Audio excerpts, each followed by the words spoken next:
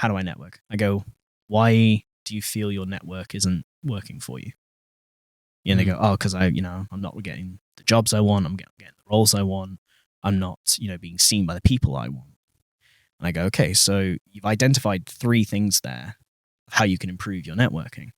You want to connect with people, you want to connect with bigger jobs, and you want to push your career.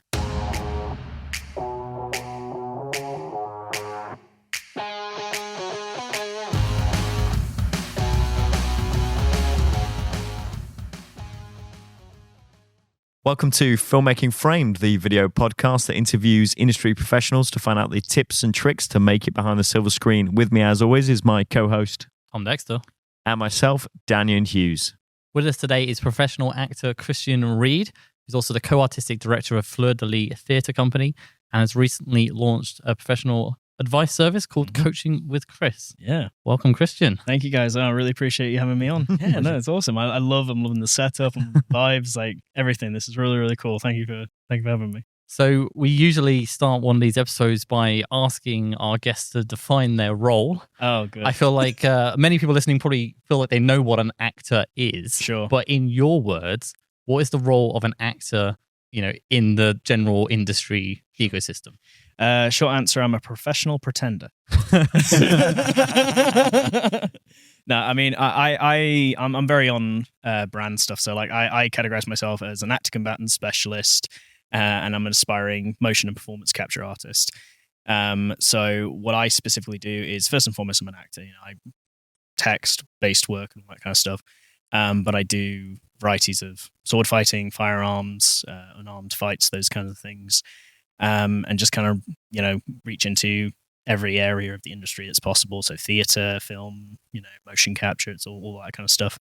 So it's a lot of fun. It really is. I mean, all joking aside, it is professionally pretending to just be other people, be other stuff, and pure creativity. It's the best job ever.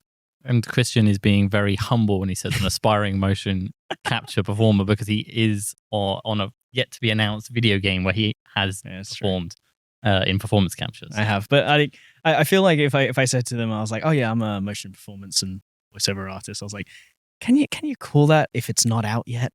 Can you? I'm still under an NDA. Like, You're waiting till release day, and then you're just going to click the button. Yes, professional. Yeah, professional. Here we go. I can have this one. Yeah, but it's like I was like, I mean, it's first credit. So there's people who've done amazing work with motion performance capture, and I don't know. There's a part of me that feels like I'd be cheapening that to say that I am that when I've done one job. Don't get me wrong, great job, loved it, did so many sessions in Centroid, but yeah, it was it does feel like I'm still aspiring. I think give me another credit, give me another opportunity to get into it, and then maybe I'll feel comfortable going, yeah, I'm a mocap and performance capture artist, but for now we'll say aspiring. Your intro there, you clearly have developed over time a lot of different skills. Yeah. So that whatever role comes up, you're ready to tackle it. Yeah. We want to kind of take you right back to young Christian. What point did you decide you wanted to be an actor, and how did you begin developing those skills, and what path did you go down? Yeah, I mean, growing up, I had an incredibly creative household. Like, we were always doing your family stuff, your family plays, your family performances. You had Christmas, and you'd go around your grandparents, and we'd have a little performance for you guys, that kind of thing. So performing always had some kind of place in my life, in my family. So it kind of came into it. I actually went down a more aggressive route, I think is the best way to put it. I was trying to be a professional kickboxer, and I was training up in West Yorkshire. I did a variety of martial arts as I was growing up, just to try and like expand and get into professional acting. I started doing tournaments and these kind of things, and it wasn't actually until I took an injury, and then subsequently decided to not listen to my doctor and tried to rush my recovery and caused a second injury in the same knee, that the conversation started happening of, is this what you want to do? Is this really where you want to go? So it became a kind of like, okay, if I can't do this, what else do I enjoy? And a part of fighting that I enjoyed was I enjoyed the performance element of it. I enjoyed the audience aspect of it. That there was that kind of, a boxing ring, open mat. It's the same as a stage. It creates a space for entertainment. And I thought to myself, you know what? Let's try that route. Let's see what happens. I did, as everyone does, I toyed with the idea of other things, and nothing really kind of came to me as like, that gives me that kind of fire to like get on with it like fighting did. And hilariously, it was actually when I started seeking out like training, because I decided to go down the drama school route. It wasn't until I started doing training that my mum found a course that was a combination of stage combat and acting. And initially, guys, I resisted. Like the way I was like, no, I don't want to be a stunt performer. No, I want to do acting. I mean, bless my mum. Like she was like, no, this is going to be good for you. This is something you want. This is something you should do. I went to an open day. I fell in love. I was like, wow. This combines two great loves, fighting and performance. And I went there and I carried on, did training, and just haven't looked back since. I've been working full time in the industry ever since I left training. So it's been a real, which is a real blessing to say. So yeah, that just carried me straight on to where I am right now. That's amazing. Thanks. And do your parents, what do they do for a living? Are they in the creative industries or? They're not, no. So my dad was a HR consultant. So I think he's where I got my more business mind. He was really funny about like, he would talk to me about like, just like law and logistics and how, so definitely stuff like he shouldn't have been telling me about. He was telling me like, oh yeah, this person did this, and I tell you what, if this ever happens to you, this is the best way to get out of it, kind of thing. So you get a lot of business jargon and understanding from my dad. And my mum, she's she was a teaching assistant. She's gone into more of like a freelance teaching assistant role now, so she dips in and out, but she's wonderfully creative, like not in terms of acting performance stuff, but she makes things. She's fantastic at like arts and crafts style things. And so this is what I'm saying, like I always had like a really creative upbringing in that way, because my mum's influence was amazing in that regard. Sister's a phenomenal singer, brother's incredibly creative with music and all that kind of stuff. He's really intelligent. He's a writer now. He's published a children's book, Brock the Sock, and it's beautiful. He's working on some other stuff, so it's really, really cool having those kind of influences pushing in that. But in terms of myself, like I started down that acting route, and then ambitions took me in every area, because you can't be a one-trick horse, can you? You just gotta reach into every area that's of interest to you. So, yeah, I mean, I guess well-rounded actors. I remember hearing stories of actors claiming they can ride horses. You know that one? Yeah. Can I name actors on this? Is that right? Yeah, sure. Yeah. Was it the Eddie Redmayne? I'm sure it's happened many, many times. I can, just specifically with Eddie Redmayne, I can say that he can mount a horse without a saddle, without anything, and walking at a horse. So whoever the actor is, right? Because I've worked on an Eddie Redmayne project last year, and the director was so proud of. They showed me a clip they'd done in Budapest where Eddie Redmayne just walks up to a horse like head on and just like one hand jumps on the saddle. Right. Oh, so it's not Eddie. No, it's a different person. But I apologize, Eddie. I was not trying to besmirch. He's the only actor I've ever seen a clip of trying to get on a horse. So I can't remember who it was, but there was some story about an actor who like said they could ride a horse, got on it, take off on a gallop, and couldn't, screaming their head off. And the director comes up and goes, "You lying," and again swearing. Yes, sure. Yeah. You lying bastard. I was like, oh, cool. It's also driving. That's one I think sometimes that.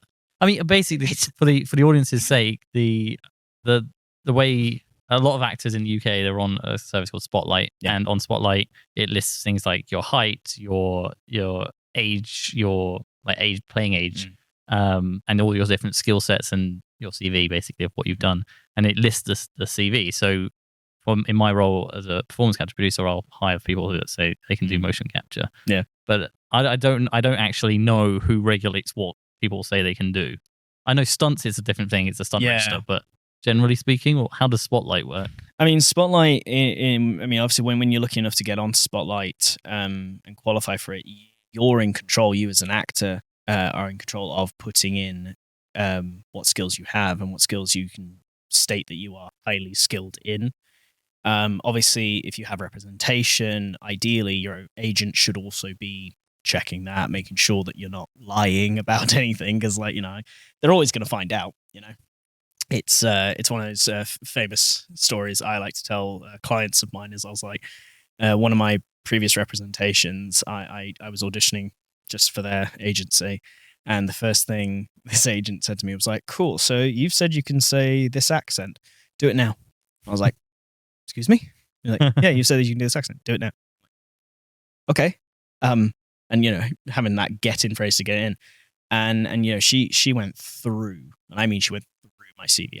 She had me doing like a stage combat fall. She had me like screw up a piece of paper and create a puppet and all these kinds of things just to show these different skills that I'd listed on Spotlight as saying I could do them and all this kind of thing.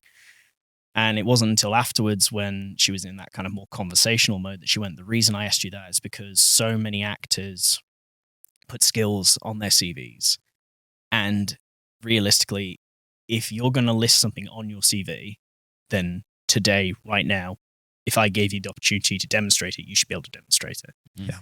So it's not regulated by anyone else other than you. But I do think if you do have representation and agent, I mean, depending on the scale and size of agency, but ideal situation, an agent would have some kind of idea of whether or not you're kind of fibbing or telling the truth or not. I suppose you could say that you play the guitar and you did when you were 15 and you haven't played for 10 years. Yeah. You can't just go pick up a guitar for a job. No, I guess. Yeah. This is the danger as well with obviously like your marketing materials, with all stuff like your show reels.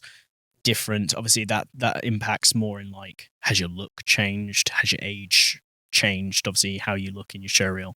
But then when you look at like physical skills reels and combat reels, someone will put out a combat reel and be like, "Oh yeah, here's me fighting with hand and a half broadsword." And the last time they handled a hand and a half broadsword was 6 years ago. And it's like, you can't, like, come on, guys. Can you really do that? No, now. Like, right, if I gave you a sword right now, could you do that? And it is interesting how many people will go, "Yeah, absolutely." And no, they can't. But yeah, to round about that, it's all actors. Like, actors control what goes on their Spotlight, what goes on their CVs, and whether or not they list it as highly skilled or not. That feels like it really highlights you have to manage it, and you have to resist that urge to make yourself look better, because no one will stop you, but the industry will find out about it and punish you in ways that you don't see. Oh, 100%. I mean,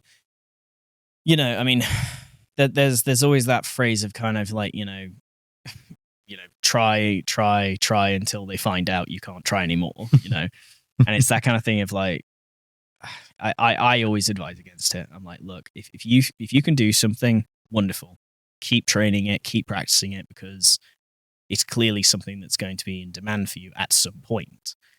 But no, if you lie on your CV, I mean, as with any other job, you'll be found out eventually.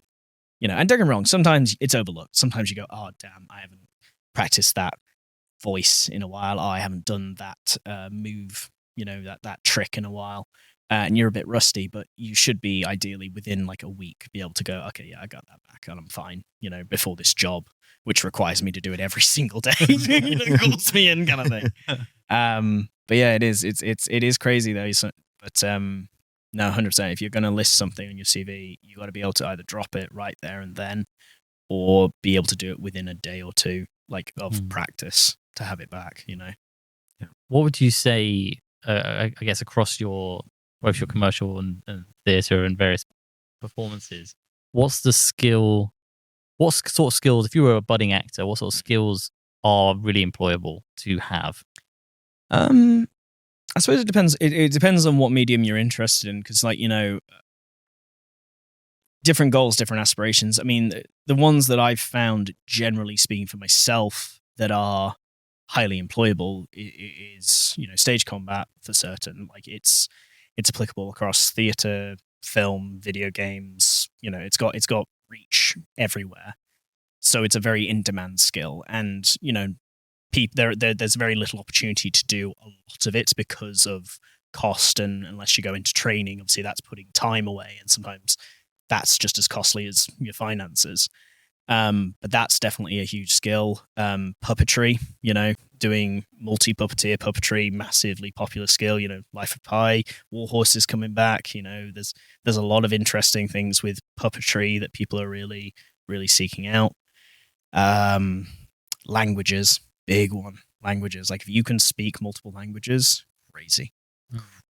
How in demand that is. Actor, musicians, music, that's a big thing. It differs depending on the goal, and it differs depending on the field in which you have aspirations in. So can you speak a bit more about that? Which in regard to, you say the skills differ slightly based on the field. Sure. So can you talk a little bit about which skills tend to go towards which fields? So generally speaking, I would argue that puppetry, whilst it does have a place for sure in TV, film works, Dark Crystal being a prime example of a recent one that's come into my mind. It's predominantly a skill that appears in live performance. It's predominantly a skill that is required for people aspiring for long haul Broadway, West End touring, but it's also in international touring quite a lot. It's a very unique art form that is applicable and really digestible to a lot of audiences. Simplifying something down into a puppet, but that puppet being incredibly intrinsic and interesting. It's a really beautiful, interesting art form, is puppetry. But I do find that generally leans you towards more of a theatre route than I would argue a film TV route. Don't get me wrong, definitely outliers, definitely those ones that you kind of go, oh wow, this is puppetry. That's crazy, or it's got a puppetry element to it. But can you guys think right now of films in the last 10 years that have come out with puppetry skills immediately in it? Yes, go for it. Prove me wrong. I don't know whether I can talk specifically about it. Then it doesn't count. Because then it doesn't count. It's not out yet. But there was a job that I worked on, which was a big Hollywood studio. Really? And the characters in it were a combination of motion capture, puppetry, nice. And VFX. That's cool. So they obviously got the motion capture for the realistic performances, but then in terms of having the characters move around a space and using the actual lighting, it was all puppetry. Wow. And then they had sort of models of those characters in that space, which they just used for, the photography to get the VFX, to get the lighting on the textures and stuff. That's really cool. So that we on that job we hired specifically actors with puppetry skills. Yeah, for sure. Now name a second one. Well, I haven't worked on it, and the others aren't out yet either, presumably. NDA. Yeah. So I mean that's an interesting thing. Moving aside from puppetry, as an actor, there's something really into that. What's it like when the industry is so full of NDAs, which if you don't know, is a non-disclosure agreement, and it obviously protects the companies that are making the projects. And for video games, it might be a 5-year process before it's even out, etc. Sure. So as an actor, how do you handle, I presume you can't, but what's it like being under NDA for so many of the things that you're doing? Yeah, I mean, terrifying on one hand, because you're very much like, am I saying something too much? Am I saying something that I'm not even at all allowed to mention? So that, it does put you that kind of moment of going, what can I say? But, I mean, that I'd argue leans heavily into reading your contracts and reading your NDAs and reading and understanding them, before signing them. Really kind of take a minute and go, okay, I know what I can, what I cannot. And if you can't, clarifying, just asking the people involved, being like, look, just so I don't make a mistake, can I clarify, are you comfortable with this? Is this okay? And, you know, unless you get someone who's really an arse, like, generally speaking, people are like more than happy to clarify because they don't want the hassle. Nobody wants to cause an issue, you know. But definitely as an actor, it's a bit terrifying. It's exciting as well because, you know something's coming. You know what's coming, and you're kind of like, oh, I want to talk. I'm so excited. You get so excited about it, especially when like hint stuff starts coming out and little promo stuff starts coming out. You start getting that kind of, I told you. That's when the wink comes out. Yeah, guys, I know. But it's really exciting. It's really exciting, and it's terrifying, and it's interesting because it's predominantly common in larger scale work, in more work that's obviously got a higher commercial value. It's really interesting because obviously you start then looking at that comparatively to the rest of the industry, to what jobs, why they enforce it and why they don't, and everything. And it's really, really, at least for myself, I find it very interesting on what point an NDA is required, and at what point NDAs are something that they're putting out because genuinely, yes, absolutely, if you step out of line, you're going to cause a problem for these people. And when it's like, they're just covering their backs moment. But it's really interesting. That is interesting. I mean, I as a producer, I struggle to see a situation in which I wouldn't want one. Because from a just a cautious perspective, it might as well have one than not have one. Absolutely. So it's interesting. I'm wondering whether it's just because they're like, whatever, like it doesn't matter. Wouldn't be able to tell you. I mean, it's like I said, it's generally, I've only seen it in the higher financial return projects that are looking to have a more global reach, or are looking to have quite a high return on whatever the product or the show or the project is, whatever it is. So it's interesting, but like, absolutely, I see why it's a safeguard. I understand why it's needed. But yeah, the first time you get an NDA, your little actor, you're like, what do I do? You know, you're kind of freaking out, going, okay. I think that there's this thing about NDAs in the industry, which is especially if you're starting out, don't be freaked out about it. If you are a professional, you wouldn't talk about the project anyway. So we work on various sets and stuff as well, not in acting capacity, but you're still as a crew member under confidentiality and NDA agreements, and you just don't talk about it. You just go, I'm working on this project in a place for a certain amount of time, and you don't necessarily need to tell people what that is. But we have it here at Centroid where, you know, people go, well, can you sign this NDA? And it's like, yeah, but we're not going to talk about it anyway. So like, yes, it makes them feel more comfortable, but we wouldn't in our right minds ever mention anything about a project to anyone else anyway. So but you still, I understand you still get the NDA if you want to as the project lead, but I just feel genuinely, if you are a professional working in the industry, you just don't tell people about stuff. Especially if you're considering your career in the long term. You know, people who don't see their career in the long term, I can understand being a bit more kind of haphazard about procedure and stuff. But like when you're committed to going the distance with this stuff, there's a level of professionalism that you just kind of go, this is just something you just don't talk about, you know, and that's okay. That's fine. I'll talk to you about anything else and everything else. You just don't talk about the thing, you know. Actors and spies, can't tell you. So I mean, the reason I bring it up is I often have a lot of actors come in touch saying, can we show some stuff for their show reels and things like that. So when you're starting out in the industry and you haven't got a massive backlog of work, perhaps because it hasn't come out yet, how do you go on to like promote yourself to your next potential project? You can say obviously that you're in something yet to be announced, but I presume it's quite difficult. So how would you advise that you kind of handle those situations? I mean, again, obviously, depending on the terms of the NDA, you know, if you can mention people involved, because obviously sometimes you can't even mention people involved. But if you are, you know, to say like, I've worked with, you know, people in Centroid, or I've worked with this particular director, or that kind of thing, and these people have built obviously their careers almost entirely around video games and motion capture and that kind of stuff, it adds a level of credibility to the employment you've been given, because obviously it's you've worked with people that, you know, they can potentially reach out to and get a recommendation from. You know, it obviously creates a nice opportunity for you to kind of be like, you know, I've worked to this kind of a scale because this is the kind of work these companies, these directors work at. And it gives a good idea to future employment that you can either handle work of a certain caliber, but also you can potentially be trusted, you know, to work at a professional level, and to a professional level that they expect, you know. So I think it's making sure that obviously you don't just you know, throw names out. That's not okay. It's very much being like, you know, respectful.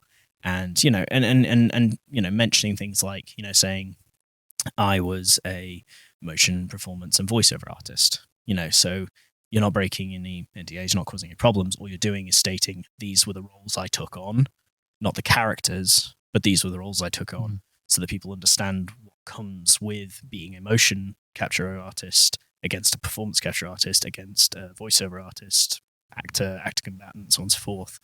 You know, so I think it's about, ironically, being creative with how you put the work you've done forward and who you've worked with forward. And obviously, again, I mean, depending on the relationship you have with the people you worked with, I mean, better safe than sorry. Just reach out to them, drop them a message, say, look, are you comfortable with me putting you in this? If you're not, that's fine, but just let me know. Don't get me wrong. You know, I'm always wary about giving that kind of advice, because I'm like, there's a difference between reaching out and harassing someone. And that becomes the problem that happens afterwards, is people go, no, I reached out, but I got nothing back. Okay, then you don't do it. No, but I want to. That doesn't matter. If you reached out, you got nothing back.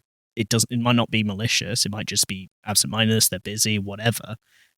But don't then go on to harassing people. Don't go on to then chasing them down, hunting them down on social media, hunting them down and all this kind of stuff. You know, take your time, breathe. And then if in a few months' time you reach out again, give it a try. Maybe they're less busy, that kind of thing. I would say, from a producer's perspective, yeah, if your NDA allows, put the job on Spotlight, because other companies will do it differently, but we all look through Spotlight looking for a performer for a particular role, or shortlist them for the client. And if I see they haven't really done much, I'll go, okay, they're probably not capable for this role. And if you have done stuff, but you're not listing it because you're worried about NDAs, you're losing out. Yeah, exactly. So if you can follow Christian's advice and put at least that you did something that you just can't announce what it is. Yeah, I mean, literally stating, you know, unannounced game or pending release game. You know, if you can put the production house that you worked with, great. You know, put it in. If you can't, that's okay. Just leave it blank at the moment. Or the director's name is a good one, because especially I imagine in theatre, but definitely in performance capture as well. There'll be certain directors that we work with a lot. Yeah, and we go, oh, we know that director. Yeah, and it might be that we can just message them and say, so this performer, exactly, they're great. Exactly, yeah, they're really good. Work really hard all the time. You know, absolutely. And then we're like, great, we can put them on the list, because for what I'm looking for as a producer is, I want to be able to put forward someone I know will be able to do a good job. Yeah, for sure. Because Centroid doesn't usually make the final creative decision, because we're a service provider. Yeah. And so I don't want to be putting people forward, because who we're putting forward, a certain level of credibility behind our recommendations. Yeah. So I'm going to be very cautious as to who I put forward. Yeah. So I need to know that they have a minimum standard of what they can do.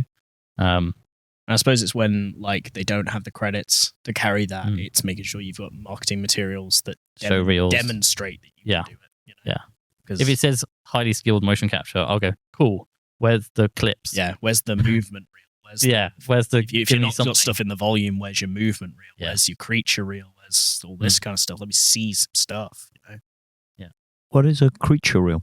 So like different like physical form bodies of different creatures. You know, because obviously video games span, I mean, a multitude of genres and that kind of stuff. And it's also, in my opinion, and please correct me if I'm wrong, but I feel like it's really good for stuff that's like animated film work as well, that is required through motion capture. So it's like creating, okay, so is this more of a creature that has weight? You know, if you can demonstrate, like, weight is a big thing that I believe, at least as far as motion and performance capture goes, that a lot of people overlook.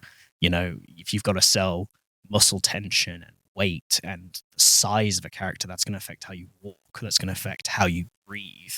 and demonstrating that you can embody creature bodies that bear different weights, different skeletal structures. If you can work on stilts, if you can work on, arm extensions, all these kinds of things, they really benefit and show as much as possible. Even if you haven't got a credit, it gives you an opportunity to show as much as possible to what you can physically do. And this is saying, not everyone who does motion performance capture is doing a human. Sometimes you're needed time and time again for, okay, this week you're doing this creature, but this next week you're doing a completely different body structure with a completely different movement and weight. And it's important to be able to see that versatility. The classic example is the modern Planet of the Apes films where you have actual actors performing as the apes. So you need to be able to. Usually they have stilts on their arms and they move like an ape would. So that would be a creature performance. Makes sense. Why do you think you said you felt that weight is something that's usually neglected? Why do you think that is? I mean, with specifics to motion performance capture, you're in a big empty space. Essentially, at its core, you are in a big empty space. You might have interactables that you can, build some kind of environment around. But I think generally people who are new to it, people who are just getting started in it, start thinking more about, okay, how does the character, how do I get the sound of the character? How do I get, how do I perform this character? And sometimes you're just walking, But if you're doing this big, massive character and you're thinking to yourself, well, I'm up, strong, chest out in this kind of character, but then you're taking light, dainty steps. It's don't get me wrong. I mean, nobody gets it right first time, and even when you think you're doing it right, you're going to get someone to go, let's go again, just to try it again, because that's normal. That's any other process. But I do think weight is a big thing. Breath, I think, is a big thing. I think breath carries the same in weight. I think it's just overlooked. I think it's something people don't think about when it comes to building a character. There's a thing in performance capture which is because you're getting it exact, it doesn't lie. So what you try and do is replicate weight of items, but also body, like you say. But like we have prop guns or weapons, and they're not like plastic flimsy things. They weigh the same as a shotgun. So because then your body tension and the way you hold it will match how you would if you were holding an actual shotgun. Just matches. So it 100% applies to your gait, to your walk and stuff. Is you've got to actually, your body can't lie. So it's why saying you're highly skilled motion capture, it is a highly skilled thing. It's not that you put on a suit once. No. It's that you are able to tell the weight and movement of your body as well as your lines, your voice, and that's why it differs slightly from film, TV, and theatre, and it's a separate thing. Yeah, that makes sense. It's interesting because it can apply to how does your weight move in an unstable floor environment as well. So suddenly you're thinking about how does balance work with a body, whilst carrying a very heavy book or something like this. It's crazy, and I do think anyone who's done it several times or done it like a project over several shoots definitely suddenly goes, okay, I need to think about this. But I think for people who are interested in auditioning for motion capture and performance capture roles, I think if I can give any advice for an audition, think about your breath, think about your weight, think about how you navigate things that you're interacting with. Size, that's a big thing.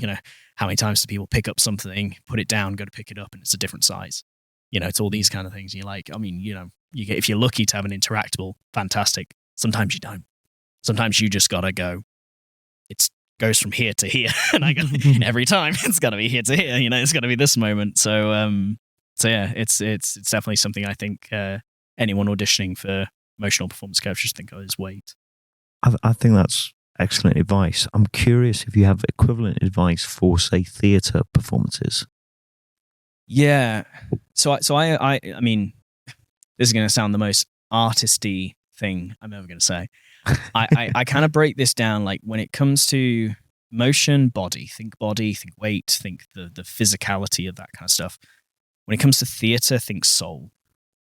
Think about selling emotion that isn't false. Think about where does this come internally? Where is the internal conflict, and how is that expressed externally?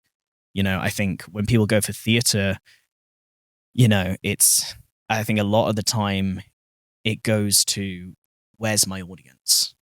Where make sure I haven't got my back turned to them. Where am I facing them? Am I open? Am I exposing?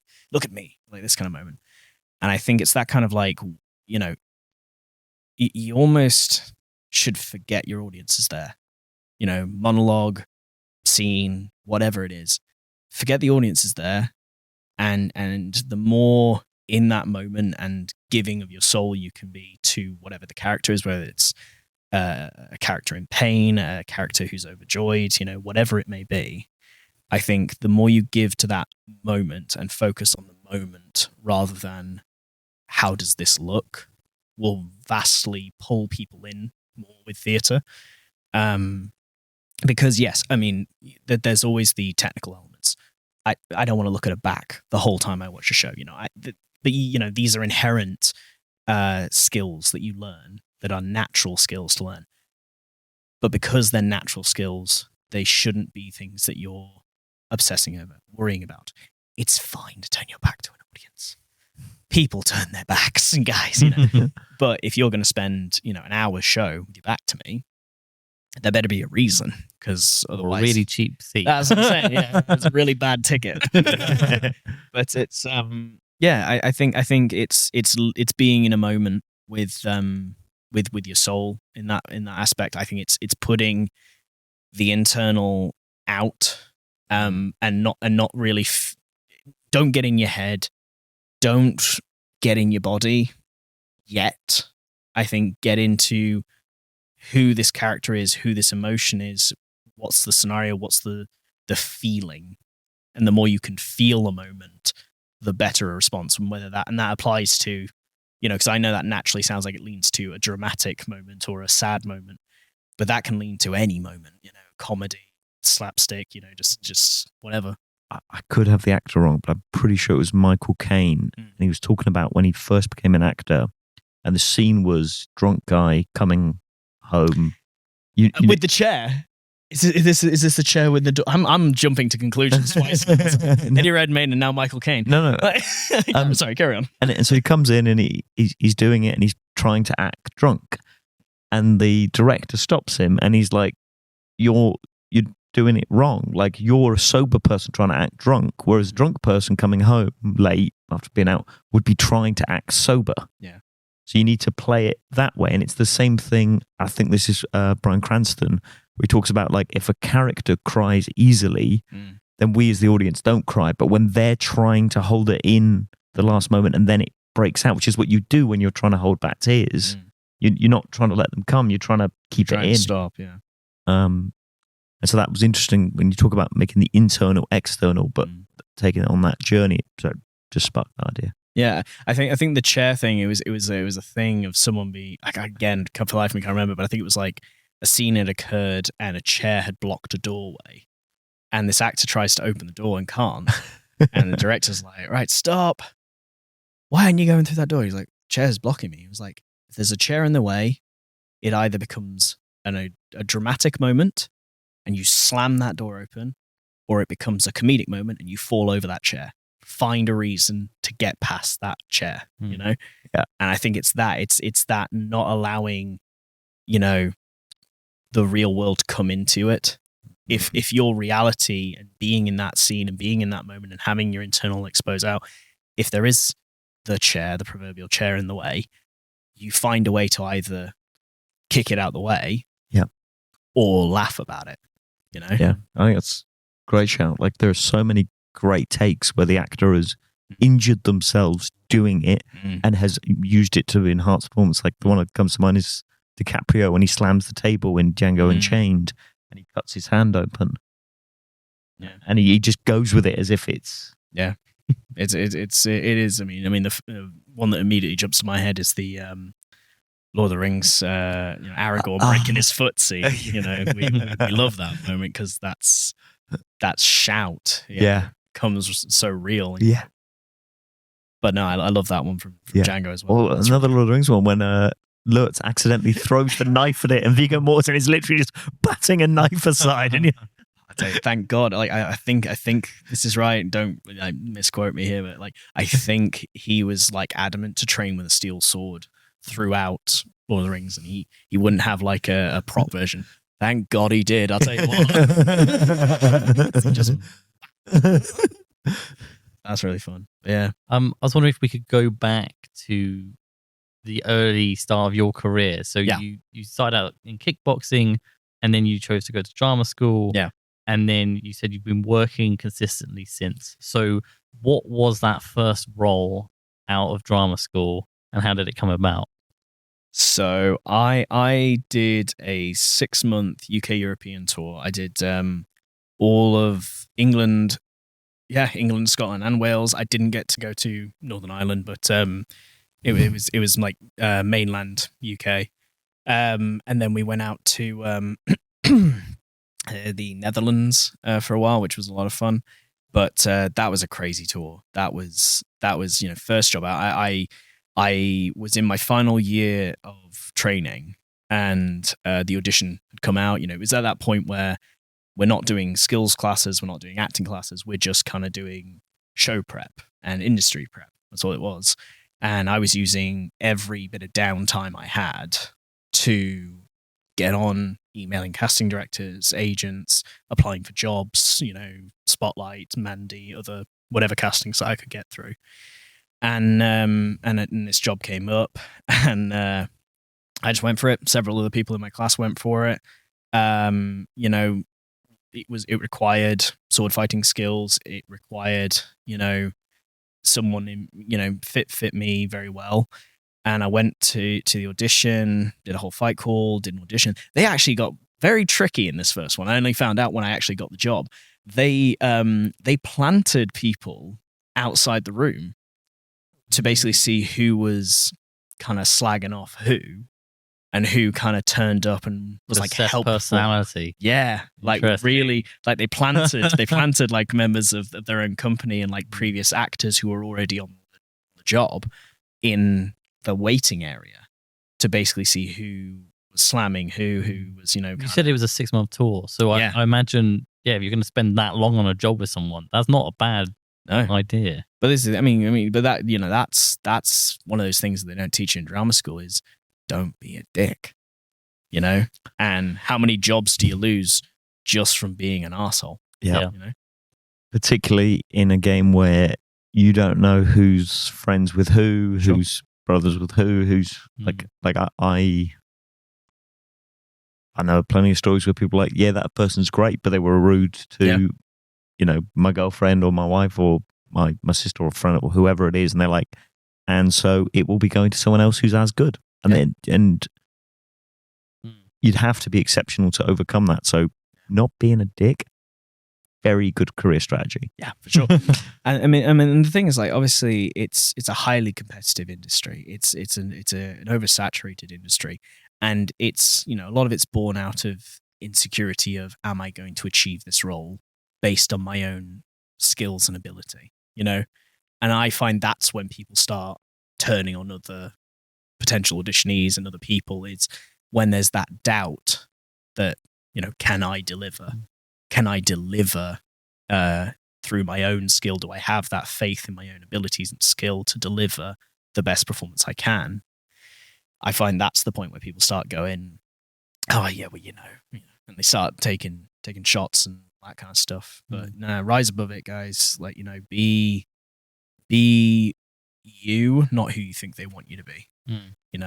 100%. Don't worry about, you're there to deliver you and the best version of you, And I think that's one of the bigger pieces of advice that you give out is going like, look, they're not interested in, no, they're interested in you as a person, they're interested in you as an actor. They want to enjoy working with you. Yeah, exactly. But the job isn't to sell you.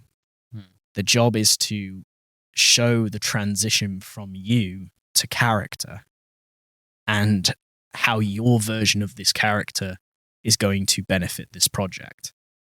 And it's not until after they've gone, okay, I think that character can benefit this project. Now, how are you as an actor and as a person going to benefit this project? And I think obviously speaking as outsider with acting, you also have got things like brand and name recognition that come into it in a way that, say, for producing or for location managing, it doesn't, because it's like, oh, I'll hire a good location manager with a good team and so on. Yeah. Whereas you as an actor might absolutely kill it in an audition. Yeah. But if you have a more high profile actor who's maybe not as right for the part, but will draw funding, sell tickets and so on. And so, you know, you might not get a role, but that doesn't mean that your performance wasn't great. No. And I think that's a big thing that obviously a lot of actors fail to think about is when you go into an audition, casting directors are writing notes about you. They're keeping pages of you and what you did, especially if you get into later auditions. You know, we're doing recalls and things. You know, what you've got might not be right for that project. But the next time another project comes up and your name comes up, they go, hey, I've got this laundry list of stuff that you did that really made me go, wow. Yeah. And I want to push you for that job, at that next job. You know, I want to work with you again because you're putting a good front forward, because you're being who you are and you're a good person as well. I think in this industry, you can't take things personally. Well, I had this performer reach out to me when she wasn't successful for a role, and she said, is there anything else I could do in terms of training to further benefit me getting that role? And I was like, no, I genuinely, you were fantastic. You were as good as the other candidates. Yeah. The one they went for, they'd worked with before. Yeah. And I couldn't say that to her, and she might work it out from this, but, you know, I'm not going to confirm all that. But I was like, it was heartbreaking for me because I was like, she's actually a really good performer. Yeah. Has a fantastic show reel. There's no notes. I can give no notes at all. She just hadn't worked with the performance before, so she was an unknown quantity. That was it. But I mean, this is the thing, and this is the one that's always you know, when it comes to the coaching side of things I do, this is the big one that everyone's afraid of. How do I network? How do I create those opportunities with those people where they think of me, where when it comes to a role between me and this person who are equally as good as each other, but they've worked previously with this person, or they have a good relationship with this person, how do I make it so I also have a good relationship with them and make that decision harder for them to kind of go, who is it? You know? But it's a thing. You know, networking is such an overlooked thing. I mean, people understand the importance of it, but the application of it, that's overlooked. And how do you break it down when people ask you for advice? So, I mean, the first thing I do is I always, you know, ask them, why are you asking me that question? And that's one of my biggest ones for advice, is when someone says to me, so, I mean, like, what kind of question? Just like, you know, like how do I network? Something like that. So if someone says to me, how do I network? I go, why do you feel your network isn't working for you? You know, they go, oh, because I'm not getting the jobs I want. I'm getting the roles I want. I'm not, you know, being seen by the people I want.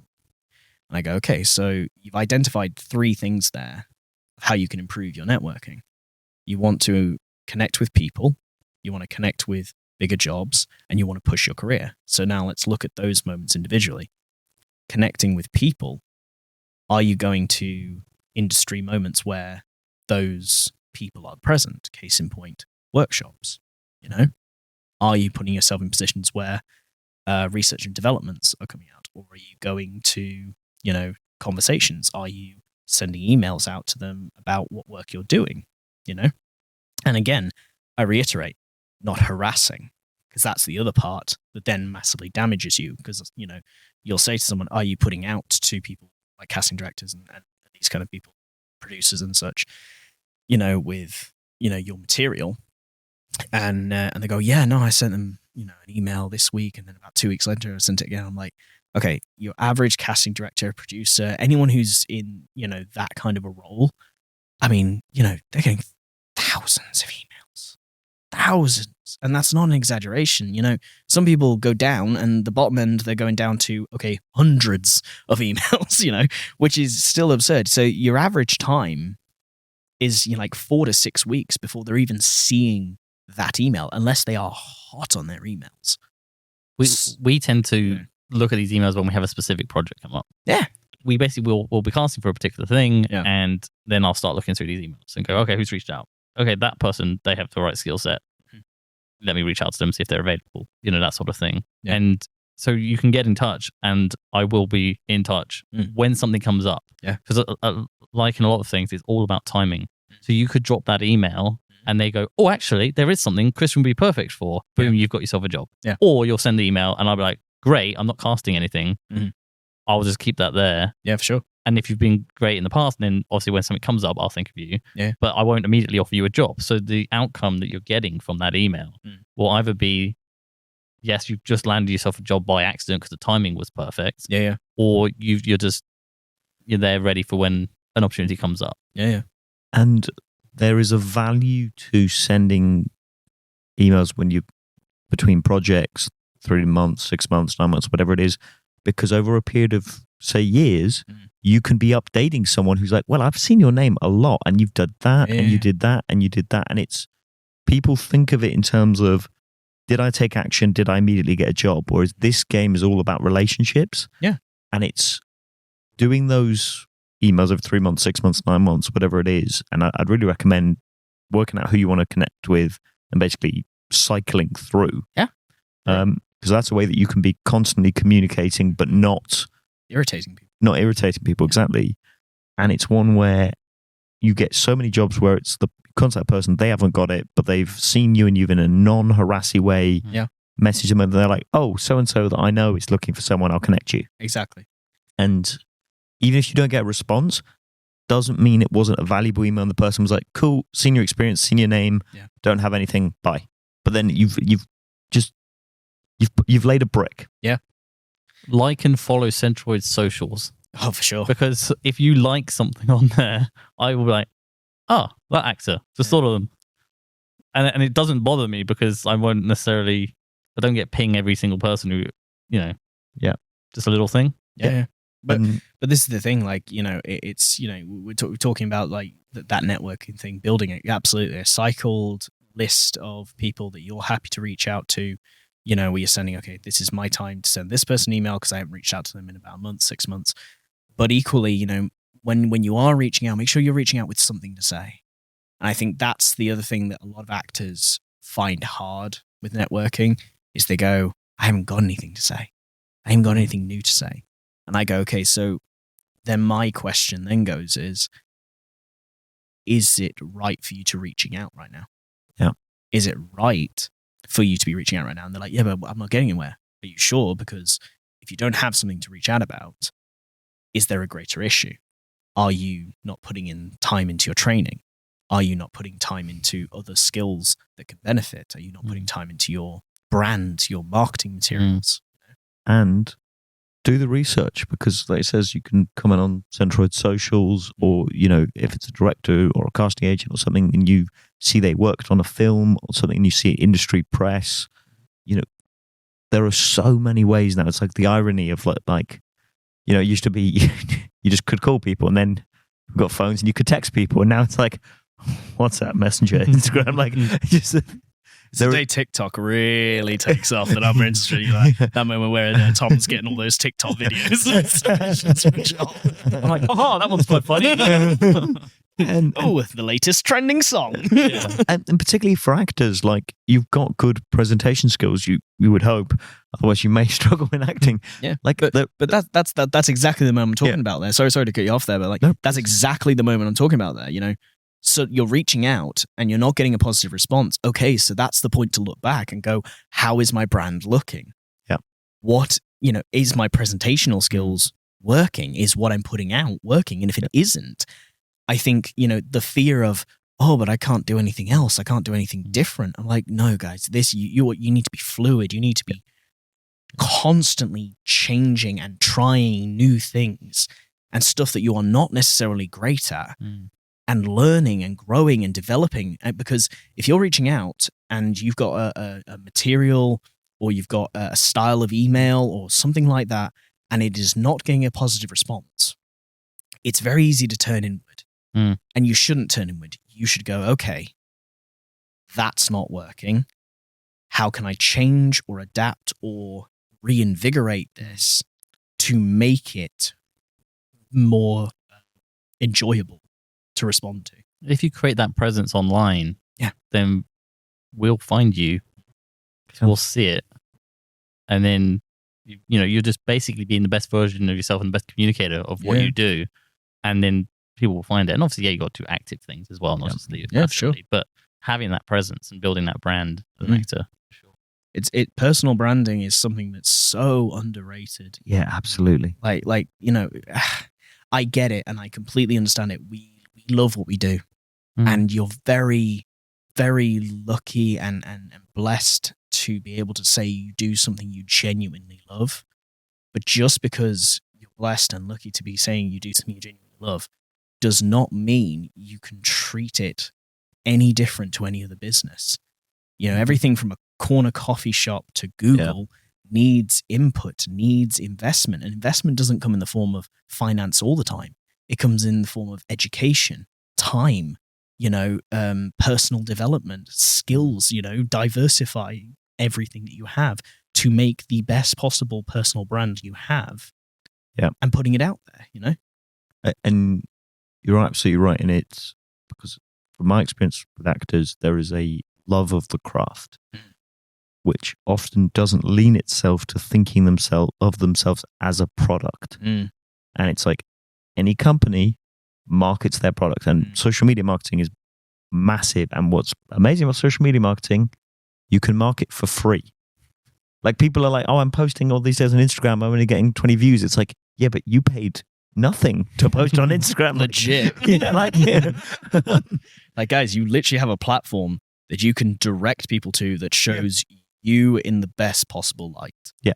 That shows your quality, your brand, your skill, your diversification. It shows as much of a 3D version of you as possible.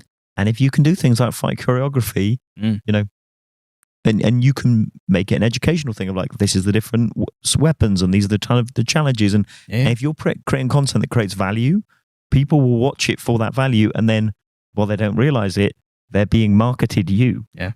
There's going to be so many how-to stage combat. I'm seeing it just en masse. Stage combat. They're all posted to my everything central. Yeah. I was wondering whether we could explore a little bit about how it is that's not a question, a phrase. What it's like to sustain a career as an actor. Sure. So that's the big picture bit. Yeah. So acting, especially when you're starting out, isn't regular work necessarily. If you're lucky, you might get a good stint, but not necessarily regular. Yeah. How can an actor practically, make sure they pay their bills? Sure. Yeah. So this one. I mean, there's physical things that I always advise with this stuff, and then there's personal things that are much harder to encourage because obviously everyone's an individual. Everyone is different in terms of how they approach situations, people, the world, all that kind of stuff. And, by no means, please don't for 1 second think that I'm perfect at this. I'm not even good at this. People do this job full time far better than me. I am learning, I am growing, I am developing, and I am absolutely blessed to have said that I have worked exclusively in the creative arts industry since leaving training. And I recognize that is something to be proud of, and that is something that has value and has worth to support. But yeah, by no means think of that it's easy. Realistically, what I would say, the practical side of things. Okay, so let's argue, let's step away from training, because training is its own thing. And so let's say you're working your 9 to 5, you're working a standard job, 9 to 5. You've decided, okay, this is it. I'm ready. I want to start moving into this thing. Obviously, personal circumstances aside, my general rule of thumb is, first and foremost, you need a safety net financially. So in that 9 to 5, sacrifices might have to be made. Hard choices might have to be made. You might not stay out there, for that night out. You might miss that social event just in the immediate. And I think that's a big thing for people to be aware of, is like the immediate effect is so much more easier to digest than the long-term effect. So if you're holding back in this immediate time and going, okay, I'm going to build myself a, let's say, I would argue 3 months total outgoings with a cushion. That gives you 90 days on your average months, 90 days straight where you can go, cool. You know, I have everything else in place. I have my CV, Spotlight. I have my materials. I have all of this stuff. I'm literally at that point where I am ready to start. I have 90 days here where I know that my finances are covered. There is, even, and that's why that cushion's there. So even if something comes out, I have a cushion that's going to cover those surprise things, but I am covered for 90 days. And then this is where it becomes a personal thing. And I'm like, cool, you got 90 days. That's 24 hours a day, 7 days a week. Go put the work in, And hard work and working hard is such a subjective thing. What you're doing and considering hard work to the person who's also decided to take that step down the road, that's an average Wednesday. That is their half day. And that doesn't necessarily mean workload. That doesn't mean doing tons of stuff. It means how you're doing it and where you're doing it and when you're doing it. It's basically being productive with your time as best that you can. Yeah. You need to take you set yourself a time scale. I've got the finances for this. Yeah. You work as productively as you can within that, knowing that the clock's already started. Yeah. Presumably, if a day here or day there comes up, you top up. Yeah. But basically, you get to that end of that 90 days, and then you do whatever it is that you earn that money for. Yeah. Do that again. Yeah. Fill up the tank. Yeah. Go at it again. Exactly. And just keep going. And if you get a big job, that might pay for you to take 6 months off, and then you've got a 6 month. Yeah. I mean, the thing with obviously that is like, don't get me wrong. I would never, because it's personal situations. I would never say put yourself at risk, put your family at risk, put anyone who depends on you at risk. But equally, if you are holding on to a plan B, you are diverting energy away from your plan A. Mm-hmm. And I completely understand people who are like, I need that plan B. There are people who depend on me. I completely get that. And you work that to your best ability. And there are things where you go, okay, cool. You're working this 9 to 5, but you don't go to bed until 10, 11, whatever. Could 3 hours of that time be committed to your career and your plan A? Or are you coming home and going, I'm exhausted? I'm going to sound like one of those self-help videos, but it's like, did you need to watch 2 hours of the TV show, or can you put that in somewhere else? Yeah. And maybe every other day watch some TV, but also fill it with useful time. Yeah. Yeah. One of the most helpful in this regard, and a thing that I think everyone could take the kick up the arse that it causes, is when you look on your phone and you see how many hours you've spent on various. You're like, I don't have any time, and you're like, well. I do. It happened to me recently. Like because obviously, like London Underground's bad for data. None of that stuff really. And I had a phone game, that I was like, okay, this plays fine. I can just sit on the tube and do this. About, I'd say, literally 3 weeks ago, I suddenly realized I'm on level 360. Well done, congratulations. Thank you. But I'm looking at this thing going, I'm on level 360. And an average tube trip from me, from where I live to where I usually need to work, is an hour. So, both ways. Yeah. But this is what I'm saying. I'm like, that's an hour of time that I can clearly be putting somewhere else. And I've managed to now change a habit where instead of going on a tube with a phone game, I take a book. Great. And like a business book. And I read something. Don't get me wrong, reading for pleasure, for relaxation, absolutely encourage that as well. But this is a business book. This is a, investing book. This is something that I can use to develop and build my own brand as a pastime to help me whilst I'm traveling. That's wasted time. Yeah, finding that time where you're not having to actually put in much extra effort. How many people want to read more, but go, I don't have the time or I'm so tired? Cool. You have an hour. on a tube. And if you That's why I drive listen to work, podcasts. drive to work, listen to podcasts, listen to audiobooks. Yeah, that's what I'm saying. You can find us on all of the major podcast channels. Yeah, but this is like this is why And you can download YouTube. But this is why like you guys doing this is incredible, because literally, like you're saying, you can stick this on in your car, and here's an hour of work that you can listen to, get advice for, and take home with you when you're driving home, and go, cool. I'm motivated now to put my 3 hours in after my 9 to 5 to put in that time to my career, because I have taken time to actually push my plan A, Yeah. Yep. But, rounding back to the comment of, going to full time. Yeah. Like building that fund absolutely is something like that. Talking to people that it might affect, huge thing. If you have a family, Bring them with you. Yeah. Because the worst thing you can do is scare your partner. There's a lot of people who, when you don't know the industry in its ins and outs, you take it on face value. It looks unstable. It looks scary. It's full of rejection. And it can really put pressure on you, the actor, when you don't need that. When you're already like, I'm worried. I'm kind of like, is this going to work? So getting people on side to go, look, I want to do this. You and I have this conversation and make sure that you're on side. Because then when you're going home, if you have that support network of, you go home from your 9 to 5 and your partner or friends or whoever you're with when you go home is they're like, okay, you got 3 hours to do. Put in your 3 hours, Yeah, and absolutely. That's a huge benefit. Yeah. Huge benefit. Because it's either wind at your back or it's weight that you're carrying. Exactly. I mean, I refer to it as the creative community. Your creative community doesn't have to be creatives.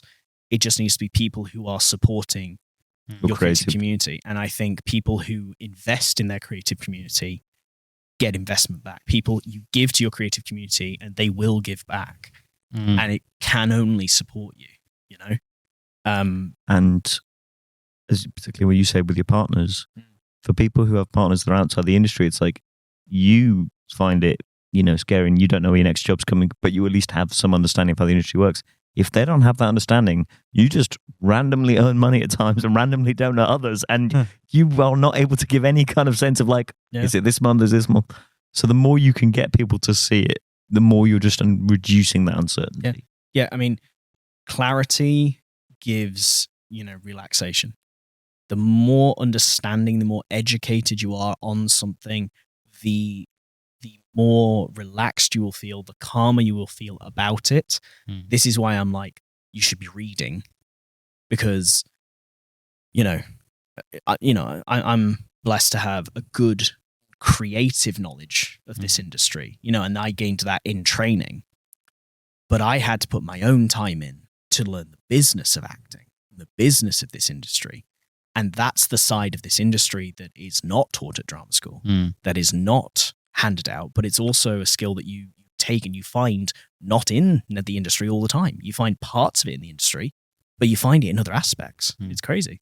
One of the things I love most about reading or listening to podcasts or anything about the industry is, even if you don't take in more than 40% of what was said or read, is that it can spark a thought. So I might be listening to something and I go, well, you know what? I haven't spoken to so-and-so recently. Yeah. And then you reach out to them and suddenly then that could be the thing that led down to a job. Literally. So it's just being in the space mentally means that you're actively engaged in what you do in your practice, and then things can happen from that. Whereas, 100% of zero is zero. Yeah, exactly. But that's what I'm saying. Like, we were talking about, you build this nest egg of fund so you give yourself time, because time is ultimately the thing that will give you success or failure with this industry. Because more than anything else, you should desire independence, because independence of your time is what's going to benefit your career. I don't answer to anyone on my own schedule. I am completely in control of when I decide to work, when I decide to stop. And because I am in control of that moment, I know how much I need to put in. And because I know if I don't put it in, there's no one else to blame. I can't get angry at a boss. I can't get annoyed at someone else, because I'm the one in control. Yeah. And that can be hugely scary for you to take that personal responsibility on. But I would argue, if you are given that gift of time, you can achieve incredible things with motivation, you know? It's been amazing having you on, and we are probably coming near to the end. Otherwise, we'd probably talk all week. I just wanted to ask this. What would you say are the personality traits of a actor that's well set for success in the industry? I think resilience, 100%. You know, it's a hard industry. You need to be able to maintain focus. Focus is, you know, is one of those things. I think ambition. You know, it's why settle for average when you were born to be phenomenal. You know, so have ambition. And I love people like it's always this thing, and people always roll their eyes and go, oh, when I say, I'm like, the 5-year plan. I love that. Have something that you are like, this is a genuinely achievable goal in 5 years. And then when you look at that and go, okay, what do I need to get that goal? Okay, I need this. How do I get that? I need this. How do I get that? And you build a path from your 5-year goal to where you are right now. And then you have at least, you have clarity. You have an idea of, that's where I've got to go. That's the direction. Don't get me wrong. You're not going to do this. You're going to circle and serpentine everywhere, you know? Yeah. Success looks like the stock market going up and down. Like, so the trend might be positive, but it's very much this rather than yeah. But like you can, if you can build yourself goals, you need to be goal orientated. Because if you can go, this is my goal, this is my 5-year, I can, honest to God, if I take a serious second and go, my situation right now in 5 years, if I have no worries, no problems, you know, go for your best case scenario and go, what if I had no problems, no concerns, what can I, honest to God, achieve in 5 years? You know? So if you're like, I want a role with lines on the West End. Yeah, great. So you then go, okay, so how do I get enough experience that those casting people are going to look at me? Okay, so I need a role with lines on a local theatre company. How do I get into that? I need to be connecting with this casting director who does that. How do I connect with that casting director? I need to be going to workshops. How do I find the workshops? Get on your computer. How do I get on my computer? I turn the freaking thing on, you know? And it sounds so simple, but it's literally like, even if there will be other things, you know, you'll suddenly go, oh, this person hasn't got a workshop. And I go, cool. But now you've created a situation where you are looking for a way to interact with them and looking for an opportunity, or looking for someone who is also involved in the project and they're running a workshop, you know, and you can find that. But yeah, I think ambition, goal orientation, focus, and a business mind. You must have a business mind about this. We are creatives. We are wonderfully creative people, and it's important that we maintain that love of creativity and that love of creative exploration. But you are a business, and no matter, you know, and don't get me wrong, I completely understand. People do not naturally have business mindsets all the time, you know, and that's, but you can buy business books. You can listen to business podcasts. Are there any that you'd recommend? Oh God, Rich Dad, Poor Dad, fantastic, brilliant business book. Richard Kawasaki. That's what I'm saying. You know, it's amazing book, fantastic. It gives you a real great idea of using money to make money. You know, these are things, and it's his personal stories of how he approaches risk. Fantastic. You know, I'm currently reading Think and Grow Rich, Napoleon Hill.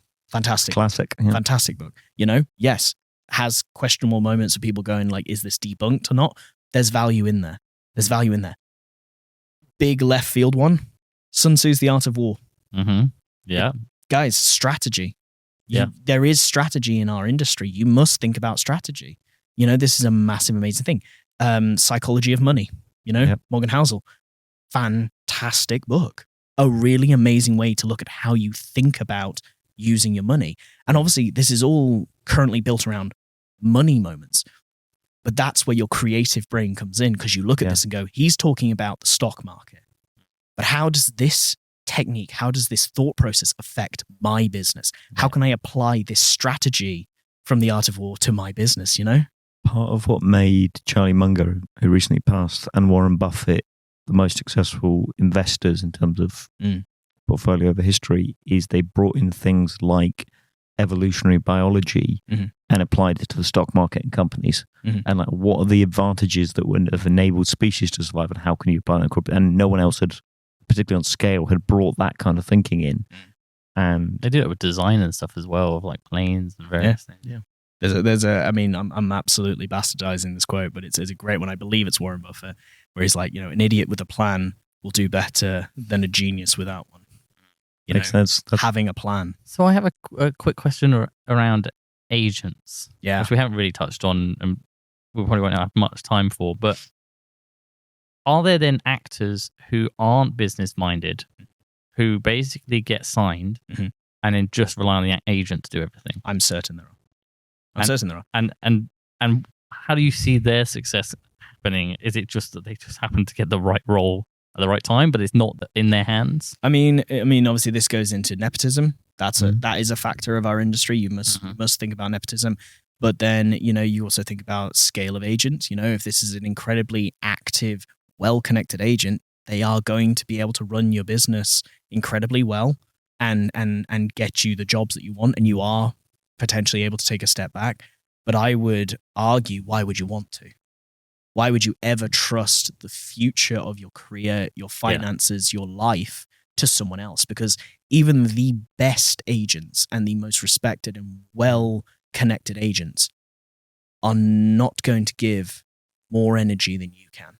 Yeah, 100%. And also because they have a lot of clients, so especially the big ones, that they might be like, they can only physically put forward people so much. Exactly. And they have their money makers. Yeah. They have the names. Yeah. So, it's great. And I'm so proud of you if you manage to land an amazing agent. That is a wonderful thing and not something to be taken for granted.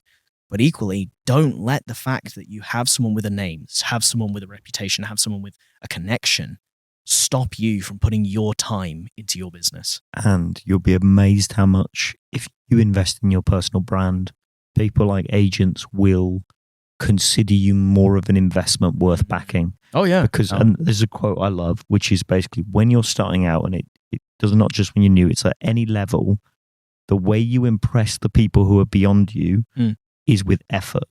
Because effort is the currency of respect. Yeah. Because before you're good, you can't impress with quality, but you can impress with grind. Yeah, absolutely. Absolutely.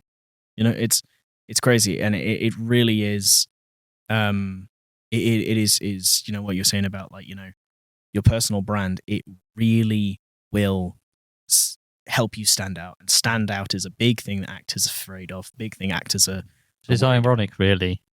It is, isn't it? But it's investing time in your business shows that you have faith in your brand. And the more faith you show that you have in your brand, your product, your service, the more likely people buy. Yeah. On that amazing note, I think we will have to draw this to a close. Obviously, you've given us incredible advice for all those aspiring actors. You do have a service, Coaching with Chris. I do. If people want to get in touch with you to talk further, if they want to really get in for sure. to your advice, how would they reach you? So the best way to reach me is Instagram. So you can find me on coaching.with.chris. Or you can also follow my acting page, which is Christian_R3ID. Or if you want to get to your skills, your physical skills, stage combat, puppetry, all these kind of stuff, come check out Fleur. We have Fleur, that's FLEURDELI_theatre. And we run workshops in stage combat, puppetry, physical theatre, classical theatre, voice, all of these skills that are highly employable and in demand and will help you bolster and diversify your personal brand, So please reach out. Brilliant. And we will put all that in the show notes. Thanks. Yeah. All right. Pleasure. Thank you. It's been fantastic, guys. Honestly, really appreciate it. Bye.